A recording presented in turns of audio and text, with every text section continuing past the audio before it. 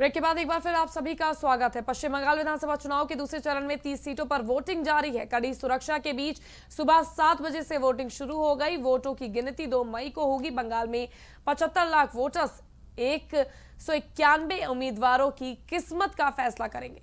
लेकिन इस चरण में सबकी नजरें हाई प्रोफाइल नंदीग्राम सीट पर टिकी है, जहां मुख्यमंत्री ममता बनर्जी अपने पूर्व सहयोगी और बीजेपी उम्मीदवार शुभेंदु अधिकारी के खिलाफ मैदान में है। बंगाल में चुनाव को लेकर सरगर्मियां काफी तेज है। तो 2 मई को वोटों की गिनती होगी, लेकिन उससे पहले हलचल तेज हो गई है, क्योंकि नंदीग्राम पर कहीं ना कहीं डिसाइडिंग जो पश्चिम बंगाल का है वो भी सामने आ रहा है। हाई प्रोफाइल सीट है नंदीग्राम, जिस पर उनके सहयोगी जो पूर्व में थे शुभेंदु अधिकारी अब उनके खिलाफ खड़े हैं। वहां से ममता बनर्जी भी लड़ रही हैं, तो कहीं ना कहीं इस पर सबकी नजरें अहम टिकी हुई हैं।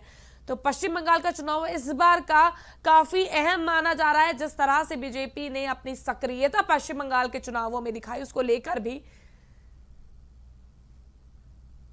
चुनाव के नतीजों का इंतजार बेसब्री से हर दल कर रहा है।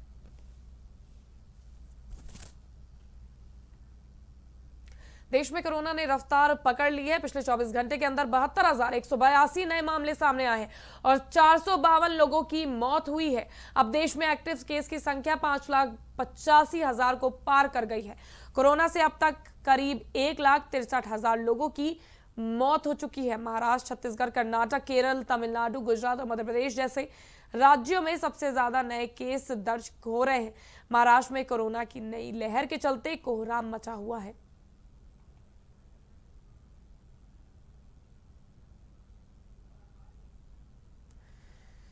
तो कोरोना ने जिस कदर रफ्तार पकड़ी है वो सबकी चिंता का विषय बना हुआ है। लगातार मामले बढ़ते जा रहे हैं। 5 लाख से अधिक इस वक्त एक्टिव केस सामने आ रहे हैं। सबसे भयानक हालत महाराष्ट्र की है, जहां पर लगातार केसेस बढ़ते जा रहे हैं। नाइट कर्फ्यू कई जगह पे लगा दिया गया है, साथ ही साथ कंटेनमेंट जोन बना दिए गए हैं।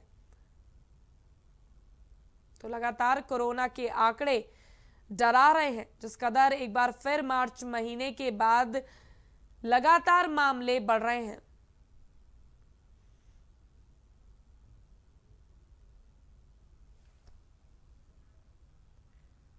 हरिद्वार में आज से महाकुंभ 2021 का आगाज हो गया है। बता दें कि 30 अप्रैल तक चलने वाले महाकुंभ में गंगा स्नान के लिए श्रद्धालुओं को कोविड-19 की 72 घंटे पहले तक की RT-PCR निगेटिव रिपोर्ट लानी होगी। बिना कोविड निगेटिव रिपोर्ट के श्रद्धालु गंगा स्नान नहीं कर पाएंगे। वहीं कोरोना से सर्वाधिक प्रभावित 12 राज्यों से आने वाले श्रद्धालुओं पर विशेष नजर रहेगी। जिले के सभी बॉर्डर पर और मेला क्षेत्र में स्वास्थ्य विभाग श्रद्धालुओं की रैंडम सैंपलिंग करेगा। साथ ही धर्मशालाओं और होटलों में बिना कोविड नेगेटिव रिपोर्ट के श्रद्धालु नहीं ठहर पाएंगे।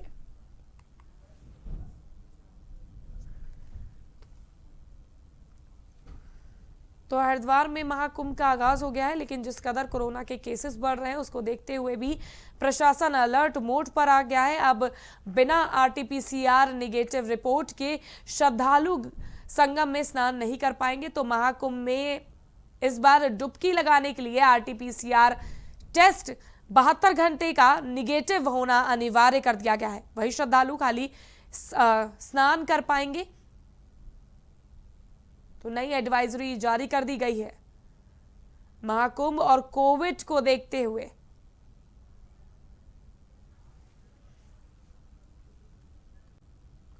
लखीमपुर खीरी जिले में दुधवा टाइगर रिजर्व की मौलानी और किशनपुर सेंचुरी के जंगलों में आग धधक उठी। बताया जा रहा है कि करीब 100 हेक्टेयर से ज्यादा वन संपदा जलकर राख हो गई। अगर समय रहते जंगल में लगी आग पर काबू नहीं पाया गया तो जंगल में लगे और भी पेड़ नष्ट होने लगेंगे। जंगल में लगी भीषण आग पर काबू पाने के लिए दुधवा पार्क प्रशासन ने फायर ब्रिगेड की गाड़ियों को भेजा है। ऐसी आशंका जताई जा रही है जंगल के वन्य जीव भी आग की चपेट में आ गए हैं, लेकिन अब तक आग लगने के कारणों का पता नहीं चल सका है। वहीं आग लगने से जंगल की सीमा पर बसे गांवों में अफरा तफरी का माहौल बन गया है। तो गांव के 100 हेक्टेयर इलाके में ये भीषण आग लगी है। आग और भी विकराल रूप लेती जा रही है, क्योंकि जंगलों में पेड़ होने के चलते लगातार आग बढ़ती जा रही है। दुधवा नेशनल पार्क हम आपको दिखा रहे हैं, तस्वीरों में भी आप देख सकते हैं।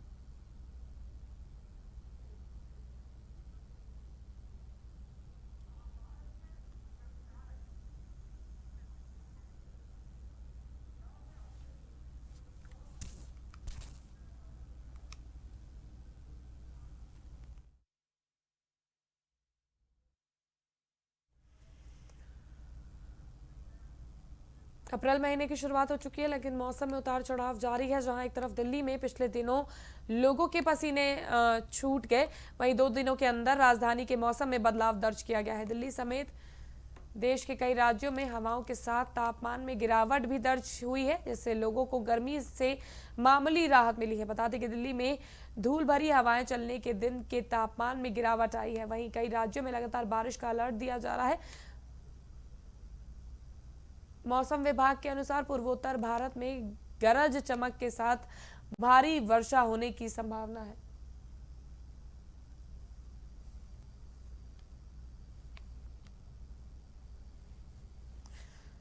तो दिल्ली में मौसम बदलने का अनुमान जताया गया है। लगातार मौसम विभाग द्वारा बारिश की संभावना जताई जा रही है कि हो सकता है कि जिस तरह से आंधी आई है उसके बाद बारिश हो और मौसम में गिरावट दर्ज की जाए।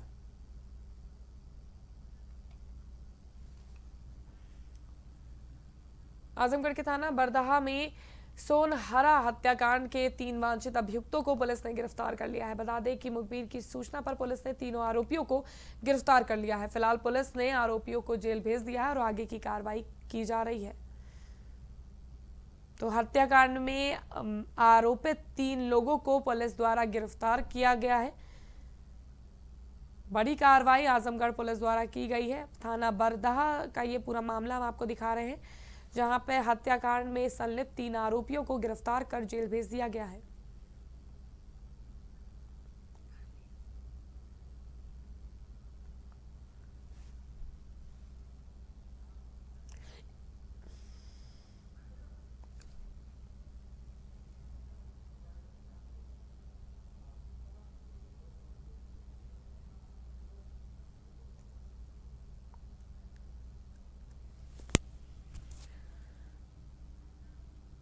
एक बार फिर से जहरीली शराब ने अपना कहर बरपाया। प्रतापगढ़ में जहरीली शराब पीने से 7 लोगों की मौत हो गई, जिसके बाद प्रशासन की नींद टूटी है और एसओ को लापरवाही के आरोप में सस्पेंड कर दिया गया है। बड़ी बात यह है कि पंचायत चुनाव में प्रत्याशी जमकर जाम उछलवाते हैं। अब पंचायत चुनाव और जहरीली शराब के कॉकटेल ने कहर बरपाना शुरू कर दिया है। देखिए इस पर हमारी ये खास रिपोर्ट।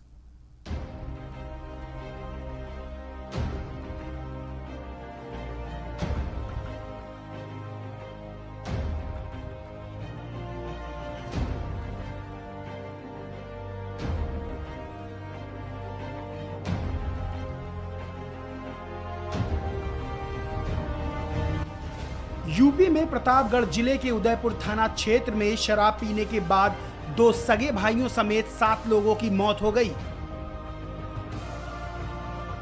ये साफ नहीं हो सका है कि शराब मिलावटी थी या जहरीली। इस मामले में एसओ उदयपुर को लापरवाह मानते हुए निलंबित कर दिया गया है। प्रयागराज से पहुंची आबकारी विभाग की टीम ने भी जांच की है। कटरिया गांव में ग्राम प्रधान चुनाव लड़ने की तैयारी कर रहे दावेदार के घर दावत थी, उसमें शराब भी बांटी गई, जहां सबने शराब पी।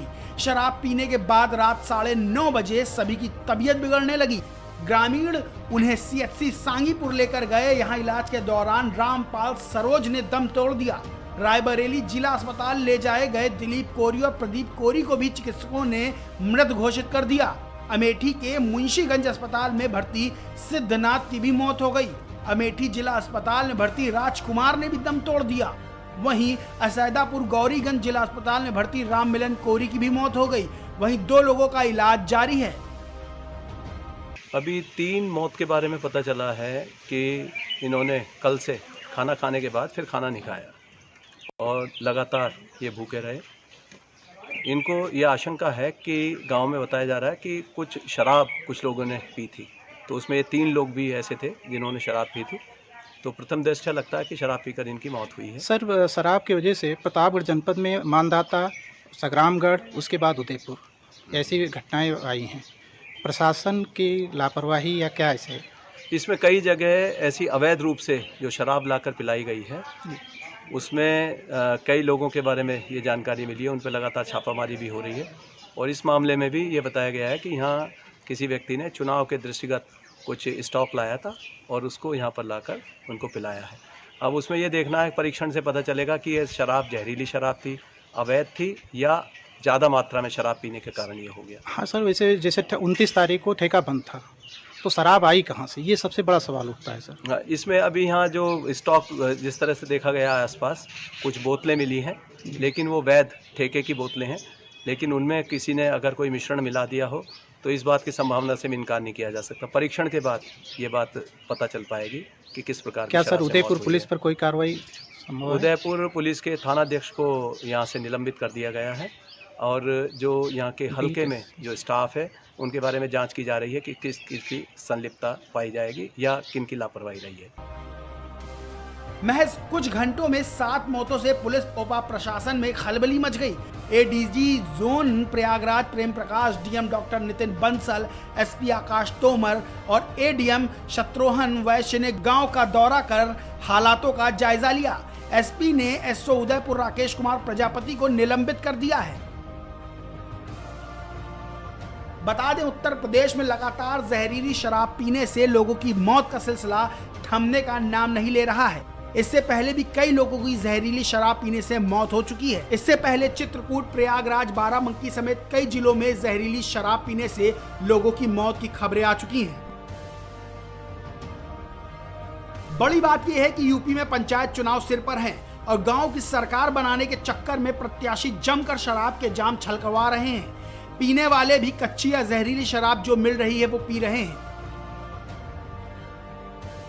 उन्हें अपनी जान की परवाह नहीं है। वहीं प्रशासन कुंभकर्णी नींद सोया हुआ है। शराब की भट्टियां धधक रही हैं, लेकिन आबकारी विभाग की आंख में ऐसा धुआं गया है कि उसे दिख ही नहीं रहा है कि उन भट्टियों की वजह से कितने ही घरों में अर्थियां जल रही हैं। खैर, जो भी हो, सरकार और प्रशासन कितने भी दावे कर ले, लेकिन जहरीली शराब से मौतों का सिलसिला बदस्तूर जारी है। प्राइम टीवी के लिए प्रतापगढ़ से प्रेम मिश्रा की रिपोर्ट।